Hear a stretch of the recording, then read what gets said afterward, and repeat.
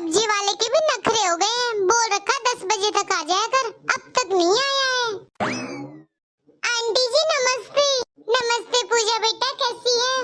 मैं तो ठीक हूँ आंटी जी, आप यहाँ क्या कर रहे हो? अरे पूजा, सब्जी वाले का इंतजार कर रही हूँ। बहू बैठी है, खाना बनाना है, पता नहीं अब तक क्यों नहीं आया। अरे हाँ, मुझे भी मिलना था काजल भाभी से। काजल बहू से? काजल बहू से क्या काम आ गया पूजा? अरे आंटी जी, वो मैं थोड़ी बहुत शॉपिंग करके आई थी, बस सोच रही थी वही दिखा दूंगी काजल भाभी को। ये पूजा भी ना कभी नहीं सुधरेगी, कितनी सारी शॉपिंग करके आई है। अब काजल बहू ने तो साड़ी भी खरीद ली है, अब ये उसे जाकर फिर भड़का देगी। अब पता नहीं घर के अंदर जाकर कितना झगड़ा करवा देगी। अरे आंटी जी क्या सोचने लगी? अरे पूजा बेटा कुछ नहीं सोच रही, बस यही सोच रही थी कि देख तू कितनी सारी शॉपिंग करती है और तू काजल बहू को दिखाएगी तो उसे कहाँ अच्छा लगता है भला तेरी इतनी शॉपिंग देखकर। अब देख, तेरा पति ठहरा बिजनेसमैन, लाखों कमाता है महीने के, तो दिन रात शॉपिंग करे तो भी कम है। अब तू काजल बहू को दिखाएगी, फिर वो मुंह बनाएगी, फिर तुम लोगों का पिछली बार की तरह झगड़ा हो जाएगा। अरे आंटी जी, आपको काजल भाभी ने बताया नहीं कि हम उस लड़ाई को तो भूल भी गए हैं। अब तो मैं काजल भाभी को बोल कर ही गई थी कि शॉपिंग करके आऊंगी तो आपको जरूर दिखाने आऊंगी। देख ले फिर तेरा और काजल का कभी फिर से झगड़ा ना हो जाए। अरे पूजा, तू शॉपिंग करके आ गई? अरे हाँ काजल भाभी, यही तो दिखाने के लिए आ रही थी कि क्या क्या शॉपिंग की मैंने। अरे तो बाहर क्यों खड़ी है, आजा अंदर, मैं भी तो देखूं क्या क्या शॉपिंग करके आई है। अरे हाँ चलो चलो, बहुत देर हो गई वैसे भी बाहर मुझे। हे भगवान, अब क्या होगा? ये पूजा तो हर करवा चौथ पर मेरी बहू को भड़काने के लिए आ जाती है। काजल बहू का भी दिमाग खराब कर देगी अपनी शॉपिंग को दिखाकर। जिससे डर रही थी वही बात हो गई, यही सोच रही थी कहीं ये आ ना जाए मेरे घर पर। मुझे कुछ सोचना पड़ेगा अब तो। इस सब्जी वाले को तो मैं बाद में देखती हूँ, पहले मैं पूजा और काजल बहू को देखती हूँ कि वो क्या बातें कर रही हैं। अरे काजल भाभी, मेरी साड़ियाँ देखो कितनी प्यारी हैं। हाँ, लग तो बड़ी सुंदर रही हैं। कितने की ली पूजा? अरे भाभी ज्यादा महंगी नहीं है, बस एक साड़ी 10,000 की है और दूसरी वाली 5,000 की है। और मेरे गले में देखो भाभी, पूरे 10 लाख का सेट लिया इस बार मैंने। सोना महंगा जो हो गया है भाभी। पर पूजा, तूने तो साड़ियों का दूसरा कलर बताया था और ये तो दूसरा कलर है। अरे हाँ भाभी, वो साड़ियाँ भी रखी है, पर मुझे ये साड़ियाँ ज्यादा अच्छी लगी थी, इसलिए मैं फिर से ये ले आई। और भाभी, इस बार मुझे सोने का हार लेना था करवा चौथ पर, इसीलिए मैं फिर से गई थी शॉपिंग करने, फिर मुझे ये साड़ियाँ पसंद आ गई। काजल बहू, अभी अभी फोन आया था, तेरी मौसी सास आ रही है। पर मम्मी जी अचानक, आपने बताया नहीं मुझे सुबह से तो। अरे हाँ काजल बहू, बस अभी फोन आया था। पूजा, अब ये सारा सामान तो तुम्हें कल दिखाने के लिए आना पड़ेगा काजल बहू से, क्योंकि देखो अभी हमारे रिश्तेदार आ रहे हैं, तो अभी तुम्हें जाना पड़ेगा पूजा। अरे आंटी जी, तो क्या हो गया, मैं भी उनके साथ बैठकर चाय पी लूंगी। हाँ ये तो सही है, ठीक है पूजा, मैं तुम्हें जब चाय का टाइम होगा तो बुला लूंगी। कोई बात नहीं आंटी जी, मैं फिर कभी आ जाऊंगी चाय पीने, आप अपने रिश्तेदारों को अटेंड करो। वैसे मैं शाम को आ ही जाऊंगी मिलने के लिए आपके रिश्तेदारों से और पूजा भाभी से। हाँ हाँ ठीक है, आ जाना, अब तो जाओ तुम। मम्मी जी पता है आपको कि पूजा ना 10 लाख रुपए का तो हार लेकर आई है, और साड़ियों की शॉपिंग तो पहले ही कर ली थी और फिर अब दोबारा फिर से की है उसने। मम्मी जी मेरी एक बात मानना, मुझे भी पूजा जैसी साड़ी चाहिए, पूजा की तरह गोल्ड का नेकलेस चाहिए मुझे भी गले में पहनने के लिए। पर काजल बहू, तू साड़ी ले तो आई थी।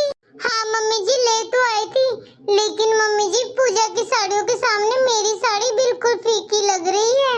पूजा तो 10,000 रुपए की एक साड़ी लेकर आई है, कम से कम मम्मी जी मुझे भी 5-7 हजार रुपए की एक साड़ी दिलवा ही दो। अरे काजल बहू, तू भी ना, मुझे तो उसकी कोई साड़ी अच्छी नहीं लग रही थी, तेरी साड़ियाँ सबसे अच्छी लग रही थी, भले ही रेट में कम हो, लेकिन नंबर 1 लग रही है तेरी साड़ियाँ। पर मम्मी जी कहाँ 10,000 रुपए की साड़ी और कहाँ मेरी 2,500 रुपए की साड़ी।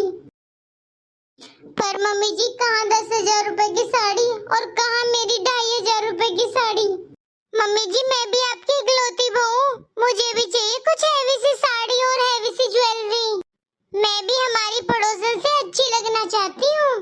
मम्मी जी ये पूजा मुझसे हमेशा अच्छी साड़ी पहनती है करवा चौथ पर और मुझसे हैवी ज्वेलरी लेकर आती है और मैं इसके सामने हमेशा फीकी पड़ जाती हूँ। बस इसीलिए मैं इस पड़ोसन को घर में नहीं आने देना चाहती थी। कर दिया ना तेरा भी मूड खराब और मेरा साथ में। पिछली बार भी इसने त्योहार खराब किए थे हमारे, लेकिन इस बार नहीं होने दूंगी। और सुन काजल वो ज्यादा इसकी बातों में आने की जरूरत नहीं है तुझे।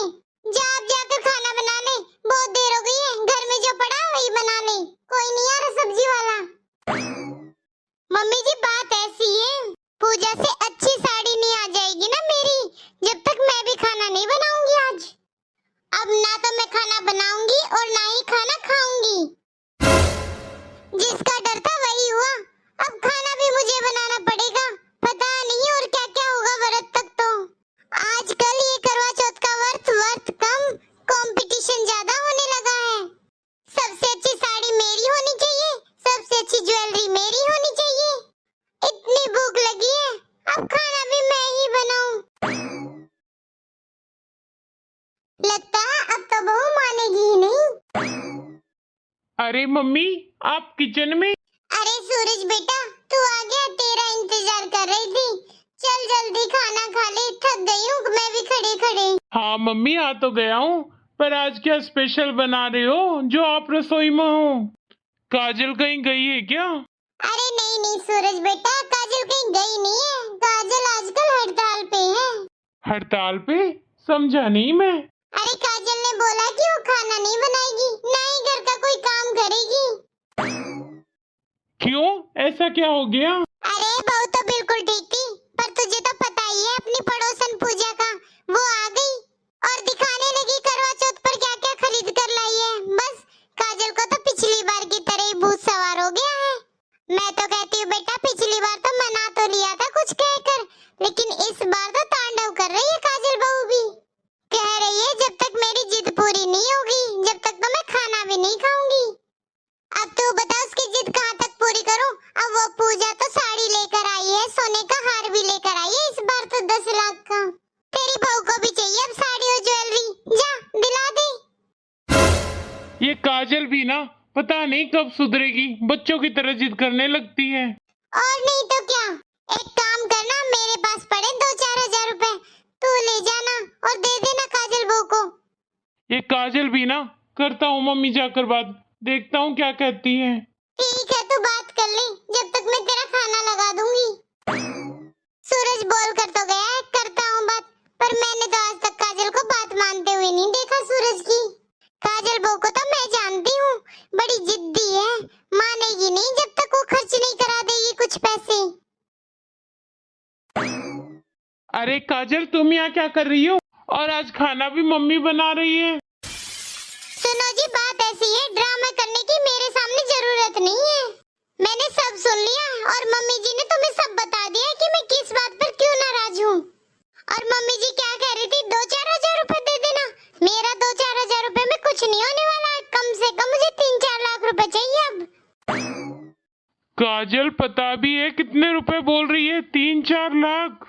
तो जी उसने सोने का हार लिया है, क्या मैं सोने की चैन भी नहीं ले सकती अब? हाँ हाँ काजल ले तो सकती है। अब काजल तुझे तो पता ही है मेरी नौकरी है, कोई बिजनेस नहीं है। तो प्लीज काजल ऐसी जिद मत करो और चुपचाप खाना खा लो और खाना बना दो। जी मैं भी समझती हूँ कि आपकी नौकरी है, इसीलिए 10 लाख का हार नहीं मांगा है, 2-4 लाख की चैन ही मांगी है। ठीक है काजल, मैं थोड़े दिन बाद दिला दूंगा पक्का, प्रॉमिस। अच्छा ठीक है, तो अगर हार नहीं दिलाना है तो कम से कम मुझे 5-7 हजार रुपए की साड़ी तो जरूर दिलवानी पड़ेगी। साड़ी? पर तुम तो साड़ी ले आई थी ना। अरे उसकी साड़ी मैंने देख ली है, उससे अच्छी साड़ी चाहिए मुझे अब। अच्छा ठीक है दिलवा दूंगा। अब जाओ खाना खा तो लो, मम्मी ने खाना बना दिया है। आप मुझे पक्का दिलवा दोगे ना साड़ी? अरे हाँ हाँ काजल, पक्का दिलवा दूंगा। ये काजल भी ना जिद कर कर बैठ गई है। अब इसके लिए कुछ तो करना ही पड़ेगा, कोई ना कोई तो तरकीब निकालनी पड़ेगी इसको मनाने के लिए।